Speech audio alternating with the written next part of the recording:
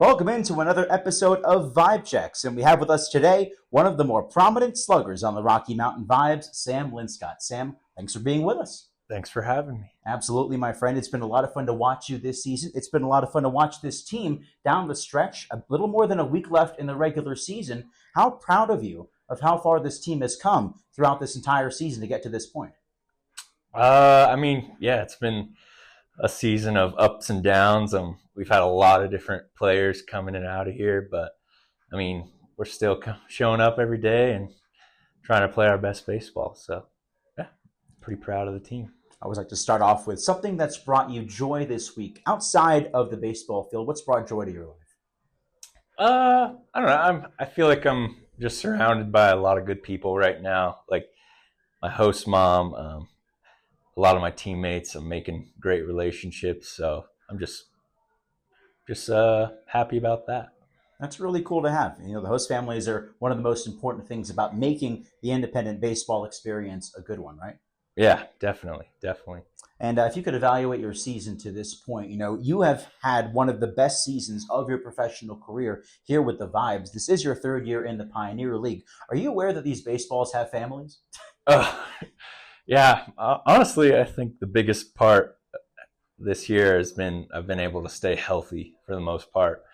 I've just had a few injuries in the past that have really put me down, and so I'm just really happy to be healthy and been able to stay on the field. So that helps a lot. What have you been able to unlock offensively? Because a lot of these line drives seem to be turning into home runs. Honestly, it's just like a few small mechanical adjustments, and I think just having a good approach and sticking to it, not trying to do too much, and that's definitely paid off. Mindset-wise, what's something that you've really worked on this season? Obviously, the mental part of the game is such a big piece. I think just playing the game. Like, don't panic. Like, if you strike out your first at bat, you know you're going to get four more, and you got to try to lock in. So I think, just like playing the game, like see it through. You know, try to stay even keeled the whole game. Don't panic. As we've gone around your professional career, you had those 2 years in Glacier. You even spent some time in the frontier, New York and New Jersey. What has been different about the experience for you here in Colorado Springs compared to your previous stops? I think the elevation has helped a little bit, so that's different. I've hit more home runs than I have ever before, so that's off the top of my head. That's one thing that's a big difference. But, yeah. What about some of the favorite things you've gotten to do around the Colorado Springs area? A whole lot of nature, a lot of cool stuff to do around here. Yeah, I think I got to visit Manitou Springs. That was really cool. Garden of the Gods, like the views here, like even from the field, you can see the mountains. It's just a great place to be. Now, one guy that you have kind of a link to your past with, you and Carter Booth, your outfield mate. You know, you're usually in left, and Carter Booth's manning center field. But both of you were at Lewis and Clark State College at different times. But what's been your relationship with Carter in the outfield, knowing this shared history that you guys have? I was really excited to play with Carter this year, and honestly, we clicked instantly. Like, he's really outgoing. I'm a little more reserved, but we just click and we get each other. So it's been really awesome to play with him. And honestly, I hope moving on, we get to play together somewhere else. I don't know what his plans are, but yeah, just a great guy to be around. Fantastic. And Carter's been a whole lot of fun to watch as well. Do you two kind of challenge each other as far as who's going after those fly balls and when? Yeah, we're always talking, communicating. I think we're pretty hard on each other. Like, we don't hold back, and I think it's paid off for us a lot. And just really blessed to meet such a good dude and good teammate. So one thing we always do during our Vibes broadcast is the EIBE exam in the fifth inning. It's our daily trivia question, and sometimes we like to drag in the alumni of players' schools that they went to for college. So for you, being a Lewis and Clark State College alum, I'm going to put you on the spot here. Who is the all-time MLB saves leader from Lewis and Clark State? Do you know off the top of your head? I can give you some hints if you need it.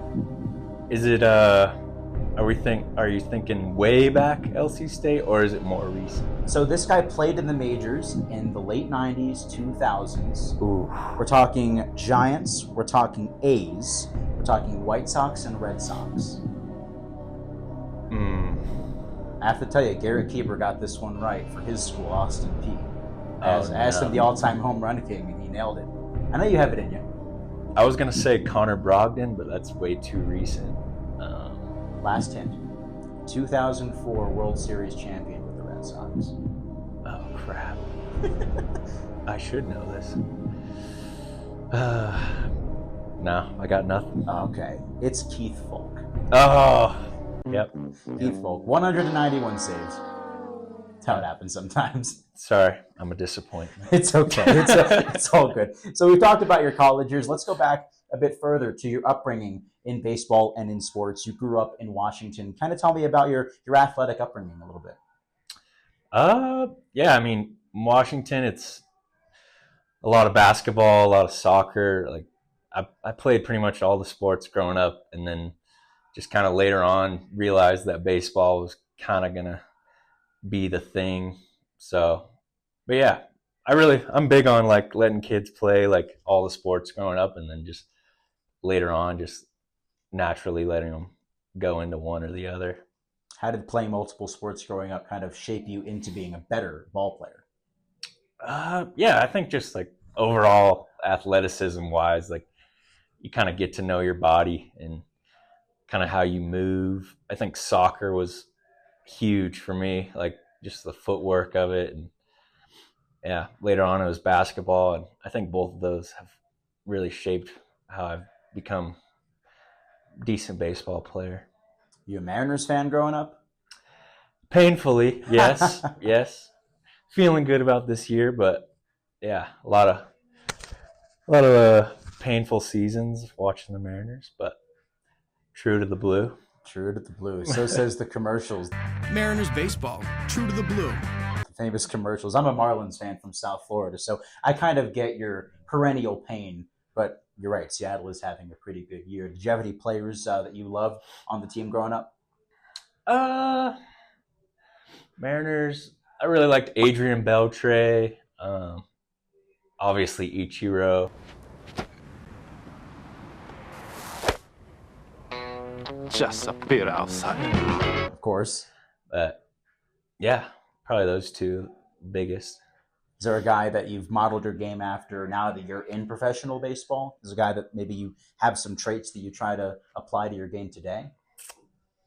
I think when it comes to like hitting, I really like Mookie Betts. I just think he's like a guy I really like to watch and just kind of model my swing after. What about some special interests that you might have outside of baseball? We've heard about Garrett Keeper's golf game. We've heard about Nick Powers' aviation enthusiasm. What about Sam Linscott? I've tried the golf. It's not for me, but I'm actually really big into pickleball. Really? So I know it's controversial, but once you start to get into it and understand how the game works, it's pretty addicting. So when did you get involved? How did that addiction take hold? I was visiting my brother over in California, and he was into it before I was, and he kind of put me onto it. So yeah, the past couple years I've really dove into that. The few times I've been walking through the clubhouse, I see some guys playing at the ping pong table every now and again. Wyatt Tucker seems to be the king of the ping pong table. Have you ever challenged him?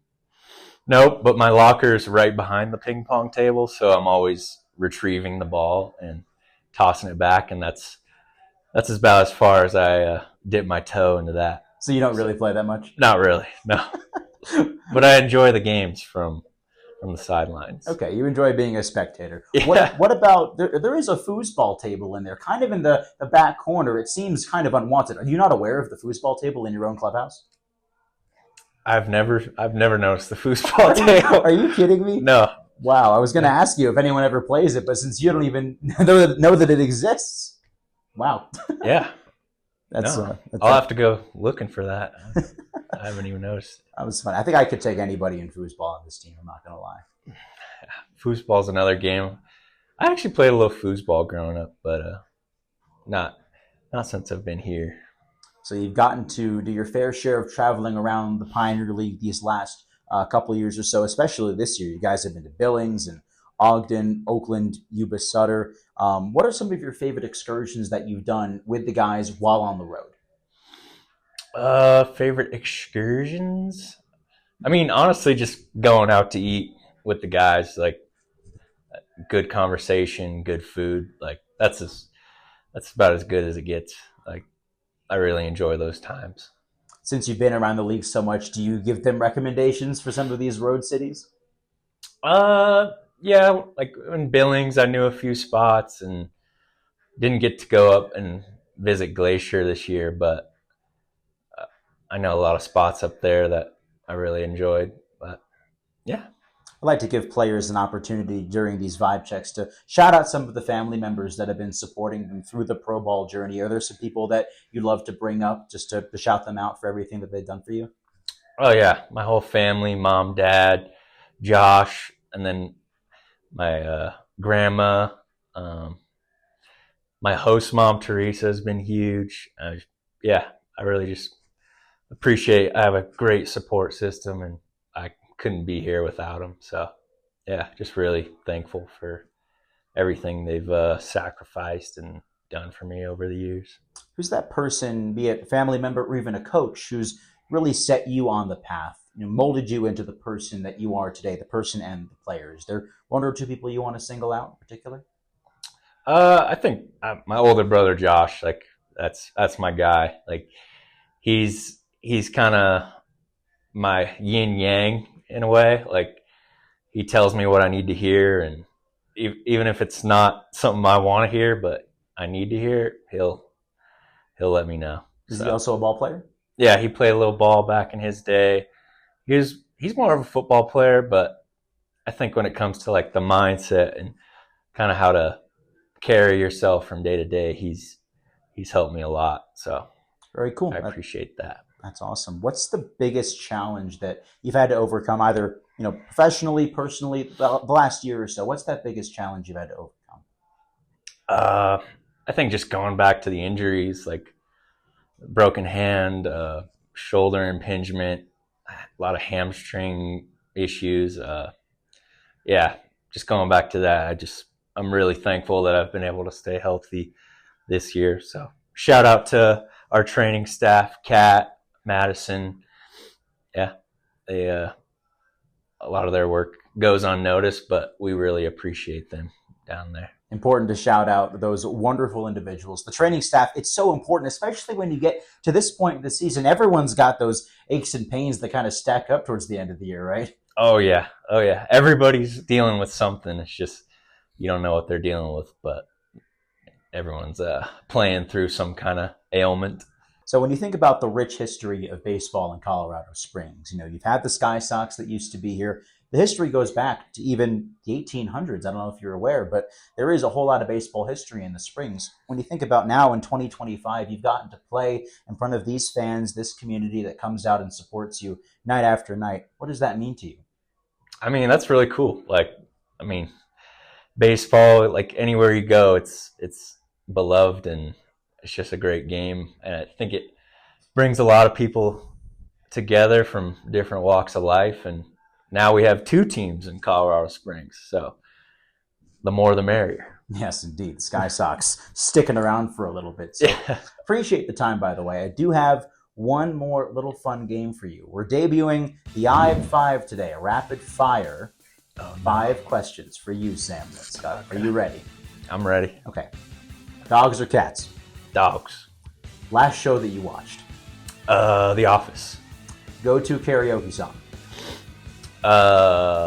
Falling in Love with You by Elvis Presley. Falling in love with you. That is outstanding. Oh my goodness. If you were an ice cream flavor, which one would you be? Probably expired vanilla. Expired vanilla? I'm sorry. Stop the presses. What? Bro, what are you talking about, man? Explain yourself.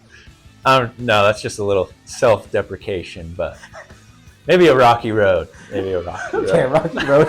I can take that as well. Okay, last one. If you could pick a superpower, which one are you choosing?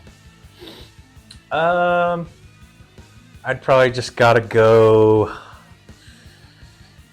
be able to fly.